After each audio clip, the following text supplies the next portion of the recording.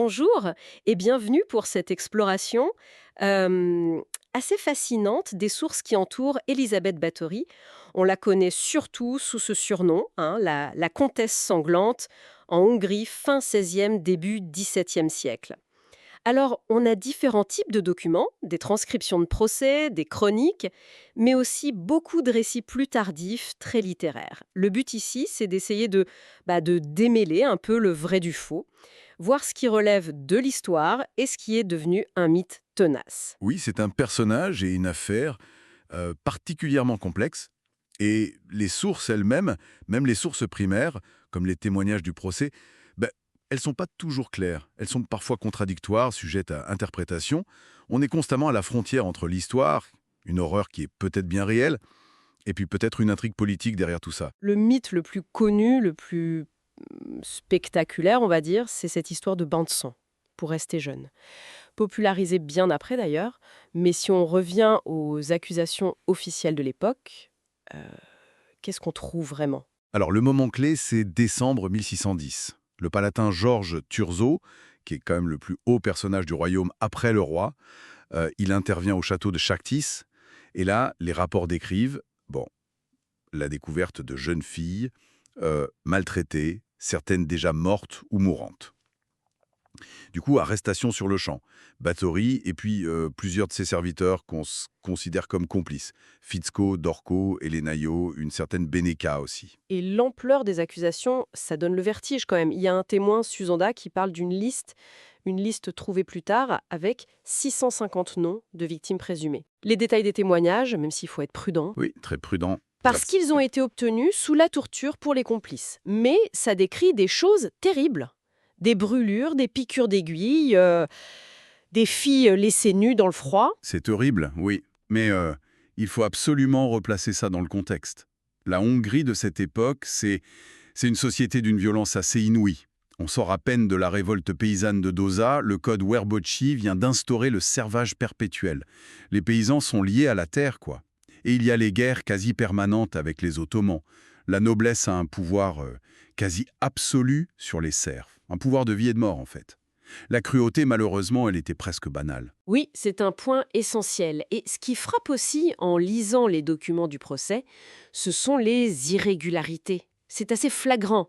Pourquoi est-ce que les complices sont jugés et exécutés aussi vite? En janvier 1611, c'est plié. Alors qu'elle, Elisabeth Báthory, qui vient d'une famille hyper puissante, Une des plus grandes familles du royaume, oui. elle n'est jamais jugée formellement. C'est Turgot lui-même qui la condamne à rester enfermée à vie dans son château. C'est étrange, non? C'est plus qu'étrange. C'est vraiment le point qui saute aux yeux dans les sources sur l'enquête. Pas tant l'horreur, qui malheureusement était ambiante, mais cet empressement suspect, ces irrégularités de procédure. Ça laisse penser, très fortement, que l'objectif principal, c'était peut-être pas seulement la justice pour les victimes, mais peut-être aussi, une élimination politique. Et pourquoi pas la possibilité de mettre la main sur ses biens. Elle était immensément riche. Des raisons politiques, oui. Lesquelles, par exemple, est-ce que les sources nous donnent des indices là-dessus? On sait qu'il y avait des tensions. D'abord avec le neveu même d'Élisabeth, Gabor Báthory. Il était prince de Transylvanie à l'époque. Et Turgot était en rivalité ouverte avec lui.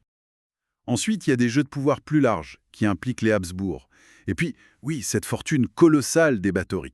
Les terres, les châteaux. En cas de condamnation pour haute trahison, ça aurait pu être confisqué. Même si finalement, ce n'est pas le chef d'accusation retenu.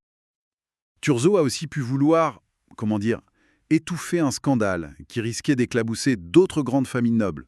C'est une possibilité. Et c'est sans doute ce mélange, hein, des faits troublants, cette procédure bizarre, les incertitudes sur les vrais mobiles. Tout ça a dû nourrir la légende après sa mort en détention en 1614. Ah oui, tout à fait. La figure de la comtesse sadique, elle a été reprise, amplifiée par la littérature gothique, puis le cinéma. On pense au film Countess Dracula de la Hammer, par exemple. On fait souvent le lien avec Dracula. Même si, pour être précis, Bram Stoker ne la cite pas directement dans ses notes. Par contre, il connaissait l'œuvre de Sabine Baring-Gould, qui, elle, en parlait. Donc le lien indirect existe.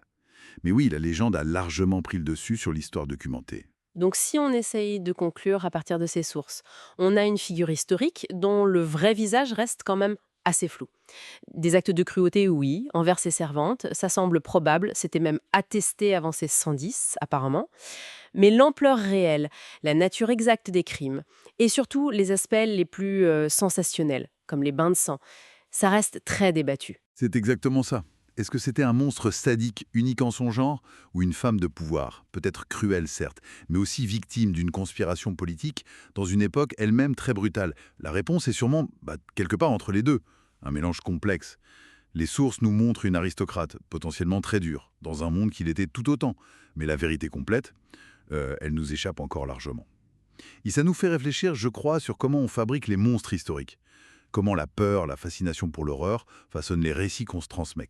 Une dernière question qui reste un peu en suspens peut-être, c'est de voir à quel point ces récits d'atrocités anciennes, même quand on sait qu'ils sont basés sur des faits minces ou peut-être manipulés, continuent d'influencer notre regard sur ces époques lointaines.